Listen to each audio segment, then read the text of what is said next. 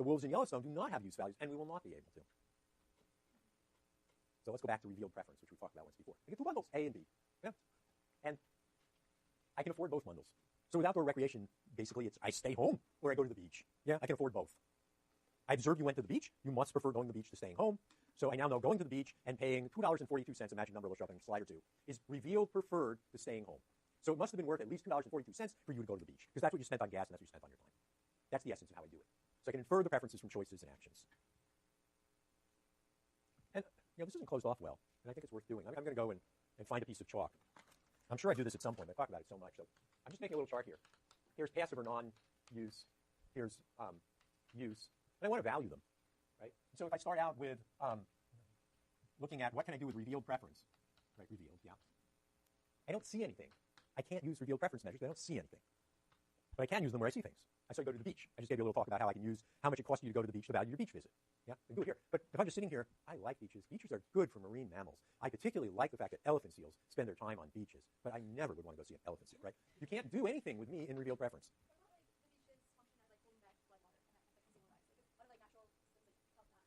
Yeah, like if you had not built out into Lake Pontchartrain and had left a half a mile or a mile of natural marsh, then when the hurricane came in, nothing very interesting would have happened. But instead, we pushed out into the lake and built a giant wall, and then the lake built a wave a little bigger than the wall, and that was all history. Yes. Okay, so you can tell a story for each, can't you? So our example here is marsh, right? So a passive use of marsh is that it grows birds, and I like birds, and I never go see birds. But an active use is marsh protects me from storms. And why it's active is I could ask the question, at least in theory, if I built another 100 yards into the marsh, what would be the value of that land for structures? And I've given up that value to get the environmental service of storm protection. So the storm protection must be worth at least what I gave up. So that part of it I can get. And so often you can get things you don't think you can get if you just push your mind to, okay, so what would I have done if I didn't leave it natural? And that would give you a value. It may not be the whole value, but certainly a lower bound. So revealed. All right. And stated preference. Well, obviously I can use stated preference, how much are you willing to pay for the wolves, right? But I could also use stated preference over here. I can do this. And when you see the New Bedford example that was done, one of the things he did is he asked a hypothetical. He asked, how many times would you go to the beach if it were clean? Well, that's sort of halfway in between. I mean, it's still got some use, asking about how much would you use it if, but it's not actual use. So it's got some stated. But you could also just ask people in New Bedford. You could have walked up to them and said, if instead of the beach being dirty, it were clean, how much would you be willing to pay? How much would you be willing to pay to clean the beach? Or more sophisticatedly, we have this project to clean the beach. We're going to do whatever is physically necessary to clean the beach. And it's going to cost $100 million. And we're planning on funding it by $50 million as a tax to the chemical, or $50 million from the industries that polluted it, and $50 million as a local surcharge on property taxes. Would you vote yes or no? Well-formed question. People say yes or no. And from that, you can back engineer it and find out what did they think the beach was worth. So you can use stated preference for things that are used. It's not a crazy idea. It's absolutely not a crazy idea. You can use both. This is the one place, the non-use, where you have no choice. Nobody used it. They didn't use it. Then how in the world can you value it for their use? So that was the point about breaking it into those categories. And marketed goods. Marketed goods are all right. If it's marketed, you're using it. You bought it. I can observe you buying it. We're done. So it's only non-marketed goods that are a real problem. Now we get back to our beach visits. Now we rounded that out. This is what some data might look like. The data's not crazy. I actually had the data from a McConnell study, and I'll show you some real data in a little bit. The way data tends to be arranged is you have an observation. Here it's a person. This person number one. Person number one has a price of going to the beach of 90 cents. Presumably they're very close to the beach because that's what drives the prices in these. And they go to the beach 28 times in whatever our period is. Maybe it's a year, maybe it's a beach season. Right? That's an observation. Person two was twice as far roughly. Goes to the beach 17 times. Person three, person four, person five. That's what a data set looks like. The way you would get it to do it properly is you would have cast the net, you would have figured out how far do people usually come to use this beach. If I went out 10 miles, I would get 90% of the usage, and that's probably about right. And then you just say, okay, I'm not going to worry about the stuff beyond 10 miles. This is what you do. Now you have a fixed area, and now within your fixed area, you want to draw a random sample. So here I think you draw a random sample of addresses. And you might be smarter than that. You might take the area and break it up into some areas into a stratified sample to be sure you've got some who are close and some who are far away, and some who are closer to the second beach and some who are closer to the third beach, etc. And that's experimental design, and people who do stat are very good at that. People who do this sort of economics, not me, are okay at that. So you've drawn your random sample. It's representative. You've gotten your numbers. Here what I want to do is I want to find quantity as a function of price. That's not what we usually do, right? We usually want to apply price as a function of quantity, but I want to do it the other way around because I view quantity as the thing that's being determined and price is something that's fixed. And in this case, that's pretty reasonable. And I call the thing that is being determined the dependent variable, the other thing the independent variable or independent variables. Then I go take a statistics class and I learn how to do this right. But for our purposes, what I do is I plot my data. These triangles are the actual pieces of data. Then I tell my computer, draw me a line that comes very close to the data. And the way in which it thinks it's close is it picks a line, it takes a data point, it finds the vertical distance, so the number of trips that are misestimated. So the real number of trips here is probably about 14, and this thing is claiming it's 15, and so the difference is 1, and the squares down below plot the differences. Then squares these distances, so squares the errors, sums them up, and wiggles the line until the sum of squared errors is minimal. And that's the sense in which the line best fits the points. And when you take an econometrics course or you take a good stat course, you'll learn all about it. But for now, we draw a line that comes very close to the points to the best of our ability, and that's good enough if it has to be. Okay. But now we have the demand curve, not the inverse demand curve. We have the demand curve, yeah, because of what I put on the axes. And if you go back there, if I were better, and you might want to do it, you might want to bring this all the way down here, and you might want to bring it all the way up there. If you do, you'll see the intercept is 30. And if you count out boxes, you'll find that it goes down 30 and over 6, and so the slope is minus 5. And so the formula for that line is q equals 30 minus 5. So now you have a demand curve. You already know how to find areas under demand curves. Meaningfully, what would you do? You'd invert it, so you put p on the left-hand side, so you get p equals 30 minus q all divided by 5, right? And you could plot that line. If I said, what's the total willingness to pay for 4 units or something like that, you could go find me the area under that curve at the 4 units. So you're mostly in business. You can now tell me what people would pay for the beach, because you can find me the total willingness to pay. So here's the same diagram. And let me just work it. I'm going to try to get my pen and not make a horrible mess. You're going to have to take straight lines a bit for what kind of pointer? Okay. So what I want to do is I want to take this out to 30, right? I want to take it down here. So I got that all right. Now if I want to know what is the willingness to pay for, let's go for 15 trips, right? Now I'm going to have to work from this side. So 0 out to here, down to 15, right? And so I just outlined the total willingness to pay for 15 trips. You might, if you did this on paper, right, then you could flip it and look through the paper and have the curve the way you usually expect it, yeah? So if I took this screen and I were able to turn it on its side and then show it to you from the back, it would look like a demand curve the way you know it. If you have it on a piece of paper, you can actually do that, and then this will give you what you want. And then if this were a particular individual, and this individual presumably faced a price of 5, no, a price of 3, you can say, okay, so this is the amount that he paid, and this is his total willingness to pay, right, minus amount paid, and that's the consumer surplus. And you could do that for all the individuals. They all have different prices, and you could add up all the consumer surpluses for all the people in your sample. And then you could divide by the number of people in your sample and multiply by the number of people in your study area, and you'd have the total consumer surplus.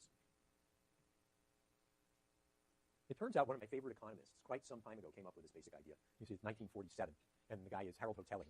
And what he says is, I want to value a park. He says, so define concentric circles around the park, so the cost of travel to the park from all points in one of the zones is approximately constant. Then he says, the persons entering the park in a year, or suitably chosen sample, are to be listed according to the zone they come from. So basically, you stand out and do an intercept survey. You stand at the gates of the park, and when somebody comes, and you say, where'd you come from today, sir? And you get a zip code. And then you have a list of visitors and how far they came. That's what Hotelling said to do. And then you can read the rest of the letter, but basically he says, draw a diagram like I just drew. Number of visitors who come from different distances, and the distances stand in for price, and so you have a demand curve. And that was Hotelling's idea. That's the travel cost method.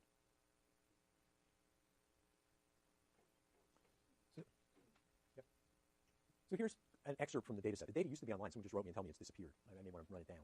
So each of these lines is a different person. I've left out the person number. I don't know what the number is. So the first guy in this little subsection, he makes 12 trips to Fort Point. Costs him $2.61. You can see this is a while ago. This is his cost of getting there, and I'll explain more about that in a second. Here is a substitute good, the next nearest beach. And here is another substitute good, the nearest beach after that. And that's what his data really looks like. $1986. No. I just don't know how you get $2. So I'm going to explain how you get a number like that. Not that I believe there's something wrong here, I think. You'll see why in a second. Guy's 5 miles from the beach. Automobile cost used to be something around, full cost used to be something around 40 cents. So that would already give you $2. I mean, it's going to come to too much. But the way he calculated it, the cost of going the 5 miles to the beach was 42 cents. I think that's just way too small, but it is what it is. And then there's 15 minutes of travel time. Travel time at some price, it's something close to the minimum wage, I rounded off, of $8 an hour. And so the travel cost here is $2. And if you add the cost of driving plus the $2, you get $2.42. And so this person's total cost of going to the beach would be $2.42. It's not crazy that the value of time could dominate this calculation. It's not at all crazy that that would happen. If you asked me today, I would say the full price of driving a car is about what the IRS says it is, and they allow you to take off so many cents per mile if you contributed to charity, you did it for business purposes, around 50 cents. So actually driving 5 miles to the beach and back is $2.50 plus $2.50 each way is about $5. And then I'm not sure what you should do with the value of time. But if you went for something like minimum wage, you'd still get that. So I would have gotten a number much larger, even in 86, and I just don't know what that did. So here's his demand curve. And you should notice something strange about that. What's strange about that? You're estimating something in the real world. You took some data, right, with lots of data points. Do you think you could come up with that? And if not, why? What piques your suspicion? Well, 12.43 minus 5.48, sure, it could be something like that. But there's something strange. Just look at the numbers. What? So does this bother you? Do you think you can get two numbers that are exactly the same if you, what type of science do you do? How many do CAM? How many people do CAM? What's the chance you can do experiment twice and get it to the second decimal point? Same number. Nah, it's not going to happen, is it? Well, suppose you did two experiments to find the same physical constant. Are you going to come to exactly the same number generally? No, not unless it's something that works really well and you have really expensive equipment. Well, that's the feeling in economics. It just can't happen. So there's some hidden thing in what he did that's not in his report as to why these two came out the same. What I think is, he couldn't actually estimate both of these numbers and he constrained them to be the same and just forgot to tell us. Because it's not reasonable. The further beach, it should be some other number, logically. Here, so this is just a man curve. I can't plot it because it's in too many dimensions. I could hold the other beaches constant, right, and just plot trips versus travel cost at Fort Point. It's not going to be very different from what I showed you before. I used -5 for my toy example. Here it's -5 point something. Now, what he did was he went up to people and he said, okay, how many trips did you make this year? Likely he said, now you know about Fort Point and the pollution, blah, blah, blah, blah, blah. And they said, how many times did you go to Fort Point this year? And they gave an answer. And then he asked a hypothetical. He said, assuming Fort Point was cleaned up, how many times would you go? And then they gave a different answer, presumably a larger number. A beach on the East Coast that you can swim in is something you will go into the water from roughly July 4 to roughly the end of August. And you know why you don't go in on Memorial Day? Anyone lived on the East Coast? It's cold. The sand will be warm. The ocean will be frigid. So this is beach season. Anyway, he just asks, what would happen if this were clean? And people say they go to the beach more. Then he does his exercise twice. Remember, each time he creates a demand curve. So here's his demand curve, and I'm drawing on the board. Well, here, let's try doing it. I always wonder what kind of mess I'll make. We'll try. If I taught another 30 years, I'd be good at this. So let's say he does it in the right. We plot it in the right order, P and Q. Here's your original demand curve, right? Here's some individual who spends $5 to go to the beach. Each individual is different. And so for this individual, $5 to go to the beach, here's his costs, here's his consumer surplus, CS, costs, right? And then he asks him, hey, suppose that it were clean, just the whole exercise over again, gets a new demand curve. You expect it to be shifted out, right? At each price, people would visit more if it were clean. And then he does the whole exercise over again, and let me bring this out. Consumer surplus, right, CS2, right, is this and that, yeah? And so the value of cleaning it up is now the up and down squiggles for that person. He has 500 people in the sample.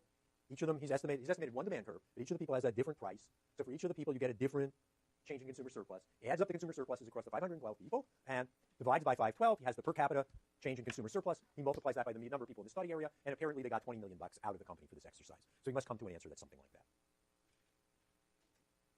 So that's the essence of the travel cost method. It's how you can observe what people do. They're not buying anything. They're just doing something. And then based on that, you can come to consumer surplus that they got for using this good.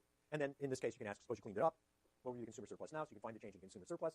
And what he did it for was that change in consumer surplus is natural resource damages. That's the damage to beach recreation done by the chemical company. And the court said, okay, under CERCLA, you are liable for that. Write us a check. And those guys had to pay. That was the deal. Now let's go for some things to make it hard. I mean, when you go on a trip, is the trip part of the fun or not? Yeah? Trip part of the fun? How many? Yeah, okay. So if the trip's part of the fun, why is it the cost? Well, the travel cost method starts out by thinking of your trip to the beach, or your trip to Yosemite, or your trip to Yellowstone, or to Paris, right? That's like a commute in heavy traffic across the Bay Bridge on a Friday afternoon. That's the starting point. And therefore, it's worth at least to you some large amount of money that is your wages. That's the starting point of the exercise. But suppose that from the very minute I get to put the computer in the desk drawer and leave it off for the weekend until the minute I get home on Tuesday, having cut out on Monday, that it's all fun. Then what's my cost? How does travel cost work? So fundamentally, travel cost needs to be something you pay. That's not utterly nuts either. I mean, do more people go to Yosemite from California or from New York on a per capita basis? California, not surprising, right? But then you find a strange reversal. How many times have you run into people in Yosemite who come from, like, Germany? Yeah, there's way too many of them, are there not? And there's only like 80 million Germans. There are 25